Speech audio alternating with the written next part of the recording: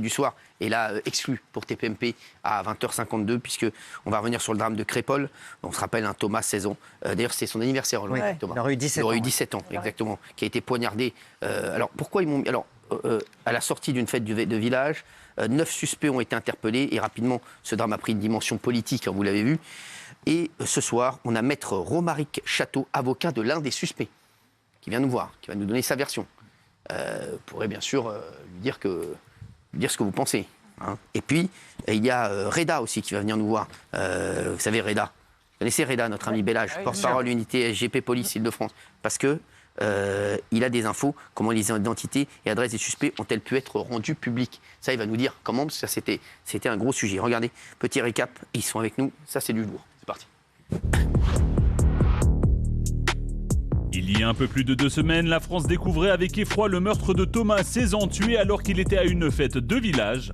C'est un gamin très très très gentil. Et tandis que de nouvelles révélations ont été dévoilées pour tenter d'expliquer comment cette soirée a viré au drame. Et donc il y a un Thomas L qui aurait agressé un des gars de la cité, parce qu'il avait les cheveux longs, il lui a tiré les cheveux. Une enquête a été ouverte après la diffusion des noms de plusieurs suspects sur les réseaux sociaux. Au total, 9 personnes ont récemment été mises en examen dans cette affaire.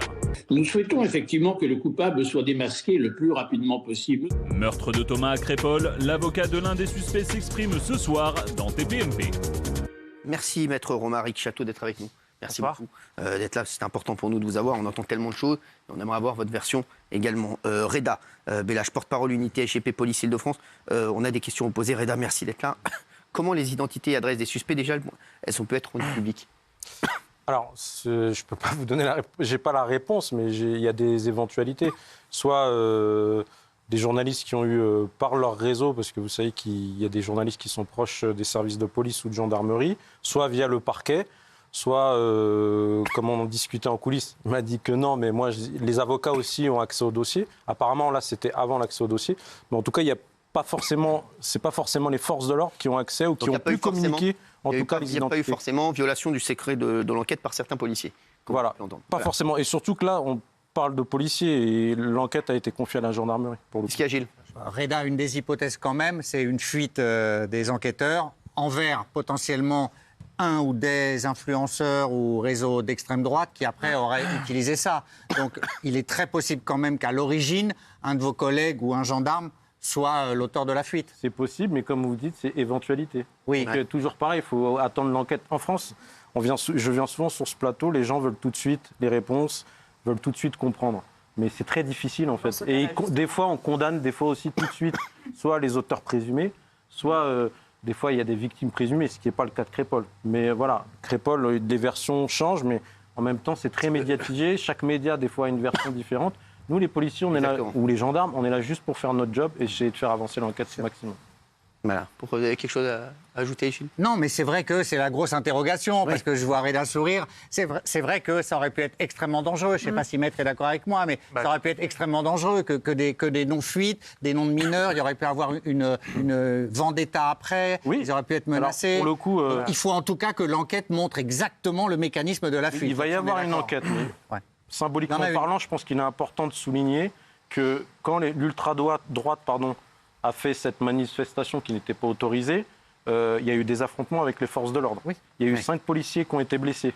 Et qui a empêché ces individus de rentrer avec des barres de fer et des battes de baseball dans la Cité de la Monnaie pour en découdre avec les jeunes? Qui? Merci. Les policiers. Voilà. Bien sûr. C'est quoi cette histoire-là? Actuellement, une centaine de policiers sont surveillés par la DGSI à cause de leur penchant vers l'ultra-droite. Bah écoutez, ça, il y a une enquête qui est en cours. Je travaille pas pour eux, je travaille pas pour ce média-là en tout cas. Mais comme je le dis souvent, la police est à l'image de sa société. Vous avez des gens qui ont peut-être certaines idées et qui font partie de réseaux ultra-droite comme ultra-gauche ou autres. Mais pour nous, si c'est le cas, je dis bien si c'est le cas, ils sont poursuivis administrativement toutes les semaines. Nous, organisations syndicales, on siège à des conseils de discipline. Et en général, les gens qui communiquent sur des plaques d'immatriculation, par exemple, qui communiquent avec des garages ou des fois des gens encore plus mal intentionnés, ils sont sanctionnés, voire révoqués, toutes les semaines. Alors, Reda, avant qu'on entende Maître Romaric Château, avocat de l'un des suspects, des 9 suspects, bien sûr, 9 individus qui sont suspectés du côté de Romans-sur-Isère, Vous, la version que vous avez, c'est laquelle? Non, la version, c'est que moi, j'ai pas de version officielle. Hein. Vous savez, j'ai découvert, comme vous, dans les médias, ce qui était, les faits qu'on reproche à une centaine de collègues, apparemment. Mais moi, j'ai pas de version. Je viens juste commenter et dire qu'aujourd'hui, il faut pas faire une généralité, si c'est le cas, et que les policiers sont là pour protéger les concitoyens français. Alors, merci d'être avec nous, Maître Romaric Château. Vous êtes donc l'avocate de l'un des suspects. Vous pouvez nous rappeler, vous, ce qui s'est passé dans la nuit du 18 au 19 octobre dernier à Crépol, pour vous? D'abord, 2 mots sur la violation du secret de l'enquête, parce que c'est important. Bien sûr. On ne sait pas qui a violé ce secret. Et il y a une enquête qui est en cours, elle va peut-être prendre du temps, et c'est important de laisser du temps, on en parlera tout à l'heure, aux enquêteurs pour essayer de déterminer l'auteur d'une infraction. Ce qui est certain, c'est que cette fuite, elle a des conséquences gravissimes. Aujourd'hui, les familles des mises en examen sont menacées. Il faut savoir que sur les réseaux sociaux circulent, par des centaines, des milliers de personnes, c'est vu, les noms, les prénoms, les localisations, c'est-à-dire les domiciles, les photos, les numéros de téléphone, les identifiants X et Facebook des proches des mises en examen. Cet après-midi, au cabinet, une dame nous appelle pour nous dire qu'elle voit son nom sur les réseaux sociaux avec des menaces attribuées, alors qu'elle ne fait pas partie de la famille d'un des mis en examen, mais qu'elle porte le même nom. Vous vous rendez compte jusqu'où ça va? Donc c'est extrêmement dangereux. Bien sûr. Et donc il est nécessaire, et c'est pour ça qu'on en parlait dès la semaine dernière, et je suis content que le parquet ait ouvert cette enquête, qu'il y ait une fuite qui soit identifiée, et qu'on sache à quelle finalité ces informations ont été divulguées. Mais ça, c'est... Sur le fond du dossier. Alors, bon, le fond du dossier, je ne vais pas, moi, porter plainte de la main gauche en vous disant c'est un scandale qu'on viole le secret de l'enquête pour vous dire aujourd'hui que je vais violer le secret de l'instruction.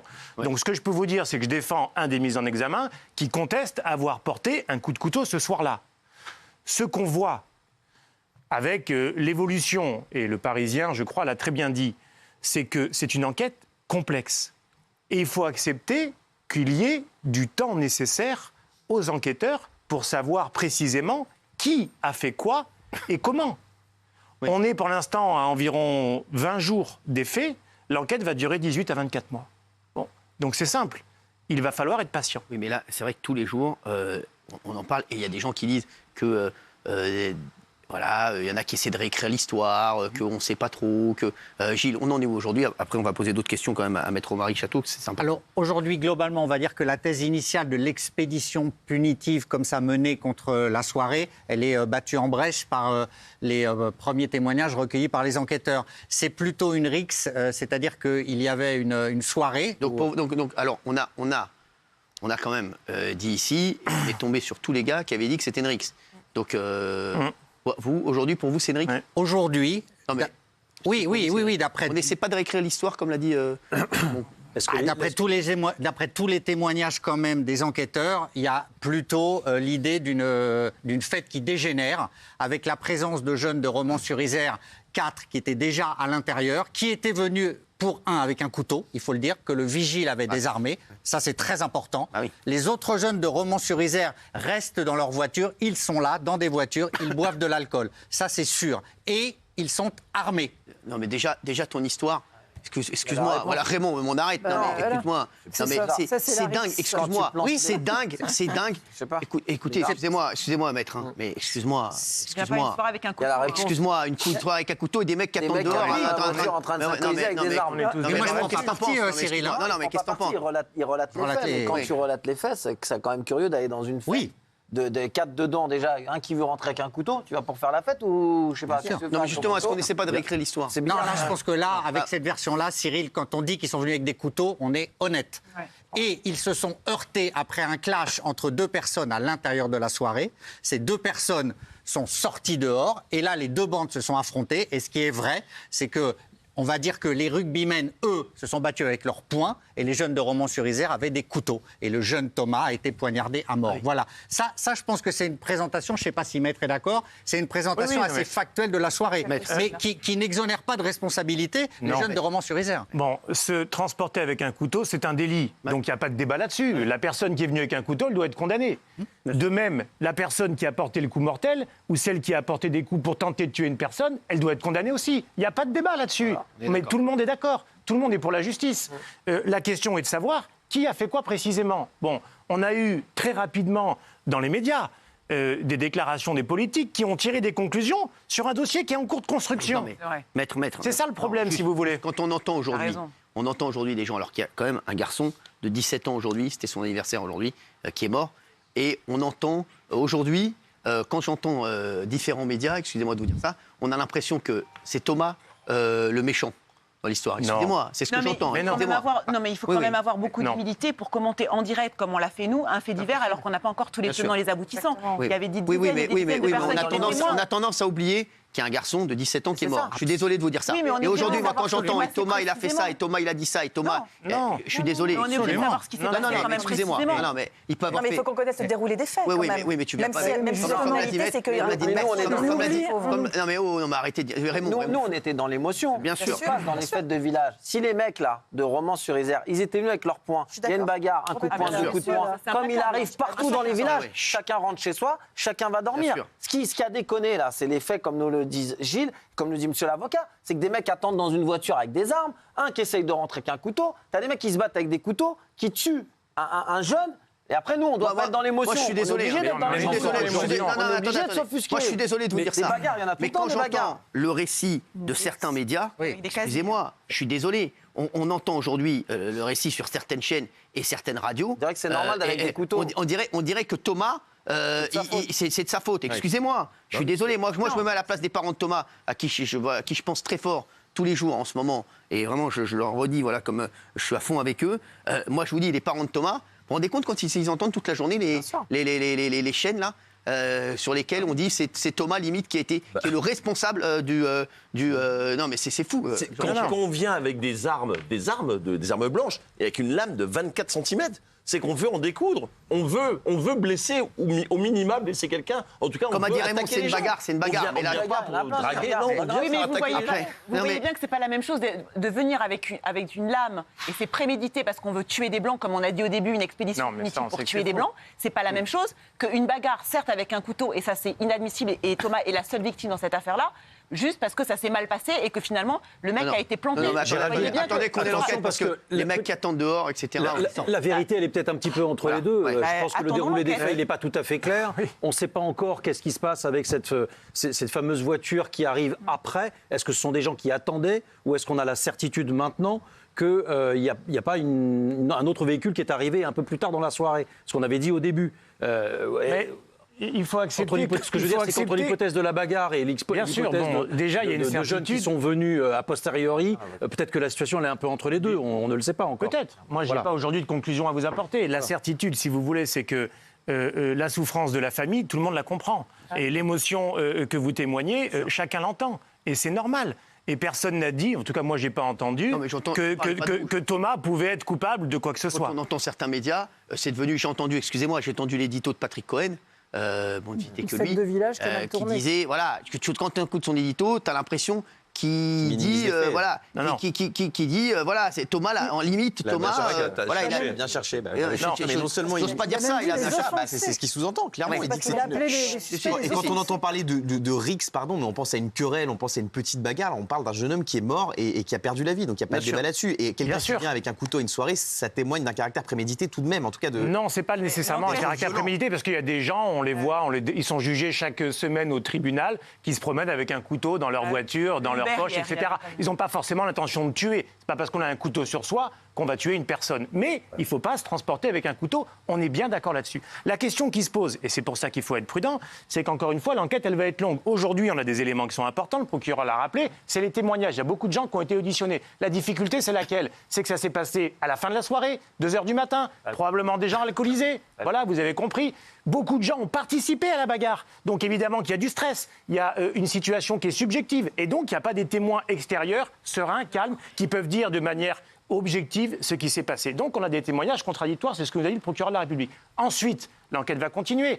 Analyse ADN, pour savoir. Peut-être qu'il y en a qui disent qu'ils ne sont pas sur place, l'ADN va être retrouvé. À l'inverse, peut-être que des gens aujourd'hui sont mis en examen, on va trouver l'ADN d'autres personnes qui peut-être sont en fuite ou en tout cas ne sont pas identifiées. Il y a des actes comme ça qui vont être déterminants pour comprendre ce qui s'est passé. Donc il y a un drame, c'est normal qu'on soit tous émus, mais il faut être prudent parce que pour l'instant, l'enquête n'est pas terminée.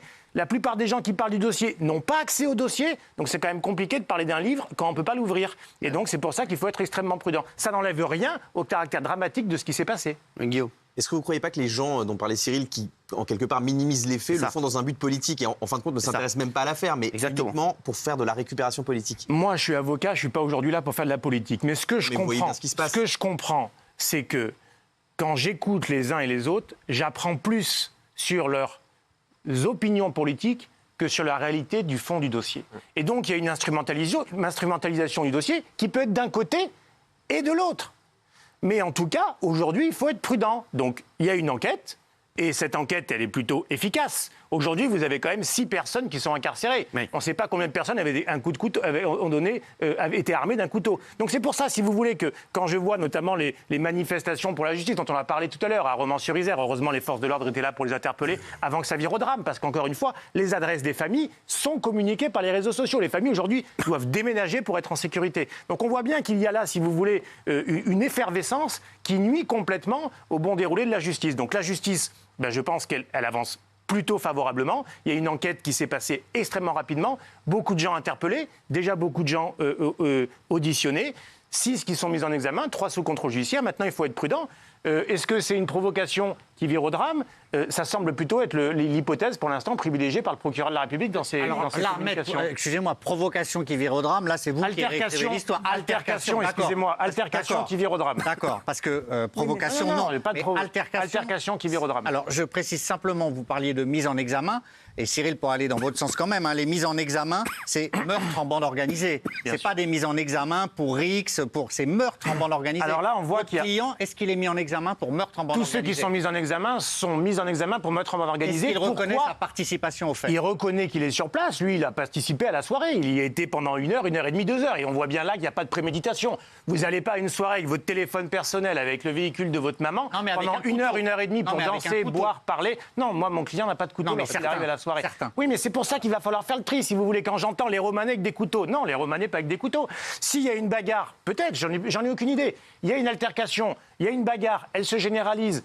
L'un des individus plus bêtes, plus dangereux, plus armés que les autres donne un coup de couteau. Mais les autres ne sont pas forcément au courant. Donc il va falloir individualiser le rôle de chacun. Et on ne peut pas dire comme ça de manière globale, parce qu'ils viennent de la Monnaie, parce qu'ils viennent de Romans, parce qu'ils sont maghrébins, ils ont forcément un couteau. Il va falloir faire le tri.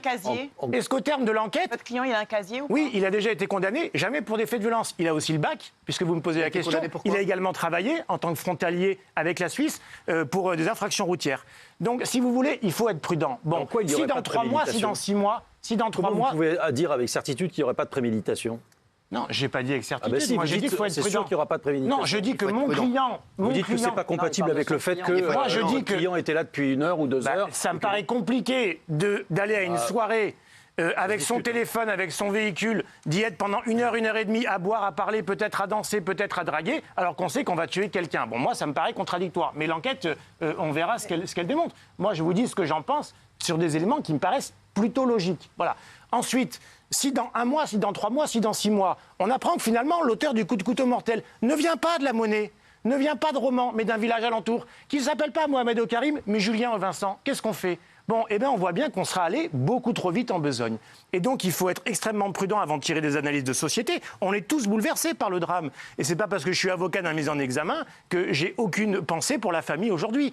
Mais il faut être prudent et se dire qu'on a une enquête qui est en cours de construction et qu'il va falloir attendre les investigations supplémentaires pour déterminer de manière précise le rôle de chacun. Non, mais ce qu'on disait, c'était pas contre vous. On disait... Non, mais je ne l'ai pas pris comme ça. Aujourd'hui, il y a certains médias... Quand tu les écoutes, tu as l'impression que Thomas, limite, il a cherché, quoi. C'est un truc de fou d'entendre ça. On ne peut pas entendre ça, je suis désolé. Ils ont oublié le drame de la mort de Thomas. C'est ça, ouais. Et ça, ce n'est pas exactement. Et ils ont oublié beaucoup de témoignages de gens qui ont carrément cru que c'était un attentat tellement c'était violent. Et ceux qui attendaient dehors en buvant des coups, qu'est-ce qu'ils demandaient à ceux qui sortaient fumer? Ils demandaient si on était toujours fouillés. pour rentrer. Pourquoi? Parce qu'ils avaient des couteaux et ils attendaient devant ce bal. Ils venaient pour s'amuser, ces gens-là, excusez-moi. Moi, je ne peux pas entendre qu'ils venaient pour voir des filles, parce que c'est ce qui circule. Vous venez voir des filles, draguer des filles dans un bal avec des couteaux comme ça. Il faut déterminer le rôle et l'action je dis pas, ils de étaient chacun. pas armés, mais ceux de l'extérieur, excusez-moi. Et quand on sait qu'ils sont partis en voiture et que certains, et qu'on a entendu des coups de feu,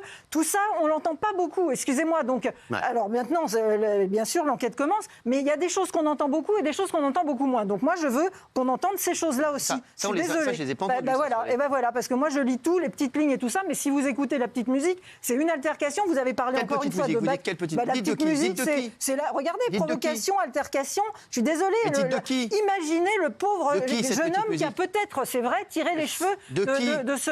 C'est une rixe, je suis désolée, c'est point contre point. Une rixe. De qui cette petite musique? La petite musique des hommes, des politiques, de l'extrême gauche, ça les arrange si c'est qu'une rixe, excusez-moi. Et l'extrême droite, ça les arrange si c'est un meurtre raciste.